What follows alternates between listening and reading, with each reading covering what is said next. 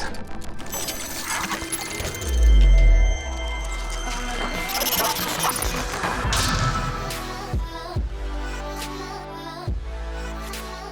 Welcome back, guys, to another Clash Royale video, and today I want to show you guys this new Arena 8 deck that I've been using on my second account. Now, this is a great free-to-play deck for both Arena 7s and Arena 8. The reason I call it a free-to-play deck is it has no epics and no legendaries in it. And let's go ahead here, take a look at some replays, and then we'll finish off with a live battle. So here we are, guys, facing off against a level 10 at 2600 trophies in Arena 8 as a level 8. Now, I know a lot of you guys are probably already hating on me for using the Royal Giant, but wait till you see the levels of this guy's cards, and then I think you can sympathize with me for a little bit for using the Royal Giant against his opponent.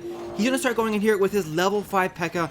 on the left-hand side. I don't even have a level 5 P.E.K.K.A. on my main account, which I've been playing for over 7 months, and he's in Legendary Arena, and here I am on my second account facing against a level 10 with a level 5 P.E.K.K.A. So right here, Barbarian's going on the right-hand side with the Musketeer as well as the Royal Giant for support. Now, we're going to trade towers here just because I don't have enough elixir left to defend against a level 5 P.E.K.K.A. and a level 5 Witch and a level 4 Witch. Like I said, his card levels are crazy high for this trophy range, and he's going to drop down some BM emotes right here. He's actually going to thank me, thinking that he has the early victory in this battle. So right here, Goblin's going down, but the P.E.K.K.A. under that rage spell, clearing out all those goblins and then going on to damage my tower. Now, the reason he was able to do so much damage is because my crown towers are low level in comparison to that level 5 P.E.K.K.A. and they just take so long to take her out. Now, as you can see right here, I was raging a little bit, dropping down some emote spam, and the only downside to this is at the end of the battle, when I actually won, I didn't have any taunts left to thank my opponent for giving me the victory. Now, throughout the rest of the battle, he's just going to try and send in his miner to get the final chip damage on my king tower and get the 3-crown victory. But right here, as you can see, still spamming those emotes. As you can probably guess, I wasn't too impressed with facing off against a level 10 with level 5 epics, given that I only have level 9 commons and level 6 rares. Now, I want to sit back here a quick second, build up my elixir, and then I'm going to try and go immediately for the offense after seeing it drops down the second pump in the back right corner. Royal Giant going down on his side of the arena with some Barbarians for support. Now, my opponent only has the P.E.K.K.A. in his hand, but take a look at how strong this level 5 P.E.K.K.A. is, clearing out all my Barbarians, and then she's going to go on to clear out my Goblins and then take out my Royal Giant. Now, my level 4 P.E.K.K.A. that I have on my main account dies super fast because she's only level 4 and she's facing like level 10, level 11, and level 12 commons. But this guy has the level 5 P.E.K.K.A. versus level 9 commons, so definitely a really strong advantage right there. My tower here sitting at 172 health. My opponent trying to drop down pumps there to protect his king tower from my Royal Giant, and all he really has to do is send in his miner to get like 3 hits on my tower, and I will get 3 crown. But take a look at this. Valkyrie going down to take out the Witch. He's dropping down the thumbs up emote. Valkyrie doing work for me, also damaging that Dark Prince. Goblin's going down to distract the miner, and in the end, with a couple seconds left, I do get the 3-crown victory, but unfortunately I didn't have any emotes left to thank my opponent. Let's go ahead here to the next replay.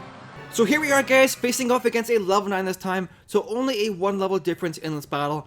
Gonna go ahead and speed up the footage here, just because both of us waited quite a while before I made our opening moves. Eventually I do get impatient and use my Royal Giant behind the king tower. Now, when you're using the Royal Giant, there's 2 main ways to use him. You can either place him down behind your king tower, or drop him down directly on the bridge. And the difference is I usually prefer to do a slow push behind the king tower, because that gives you more time to build up elixir and drop down additional support troops. And the support troops will actually kill your opponent's defending troops, and that way you won't have to worry about the counter pushes as much. Whereas if you drop down the Royal Giant right at the bridge, you don't have enough time to build up the elixir to drop down so many support troops, and then you have to worry about the counter pushes a little bit more.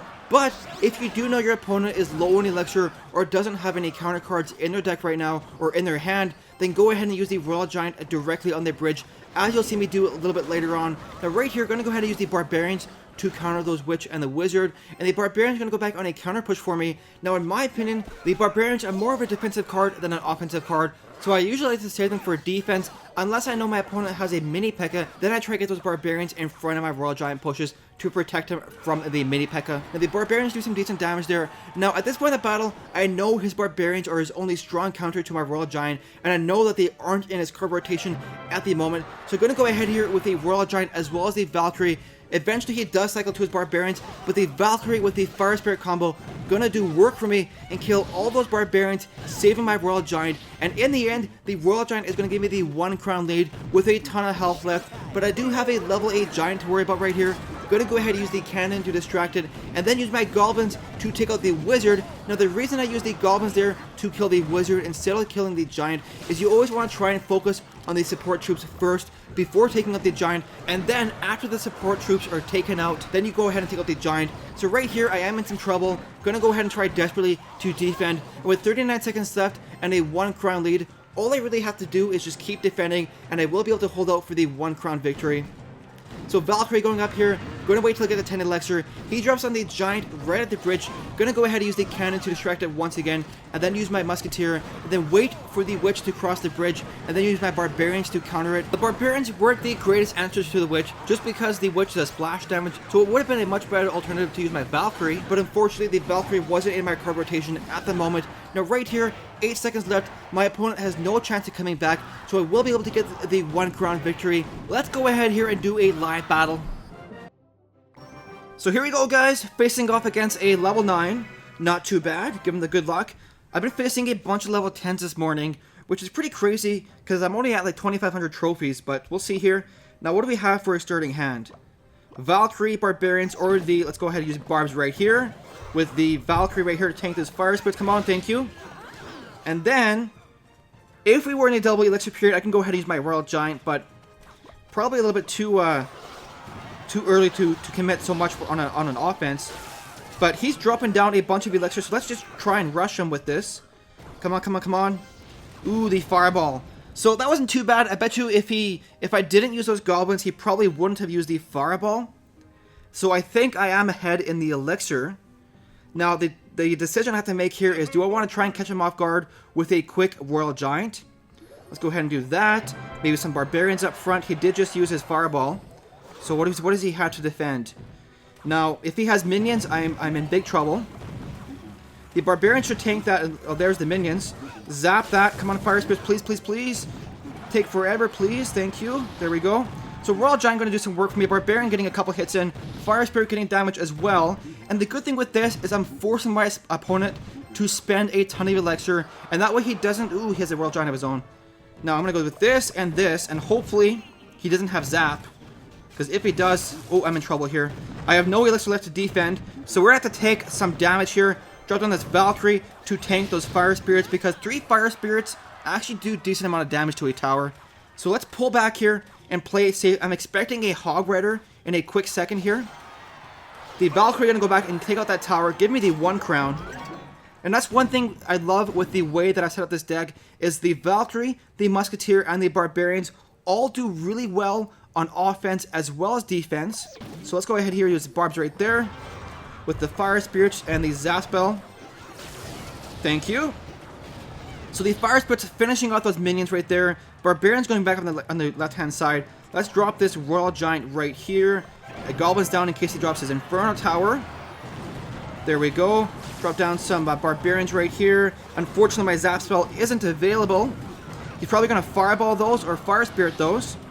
So now let's get ready for the incoming Royal Giant push here on the left-hand lane. There it is.